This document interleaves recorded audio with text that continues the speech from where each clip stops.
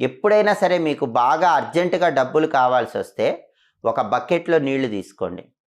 ఆ నీళ్ళల్లో కొద్దిగా ఆవు పాలు, కొద్దిగా ఆవు పెరుగు, కొద్దిగా ఆవు నెయ్యి, అలాగే గోవు పంచకము ఆ నీళ్ళల్లో కలపండి. దొడ్డుప్పు కొద్దిగా తీసుకొని ఆ దొడ్డుప్పు కూడా ఆ నీళ్ళల్లో కలపండి.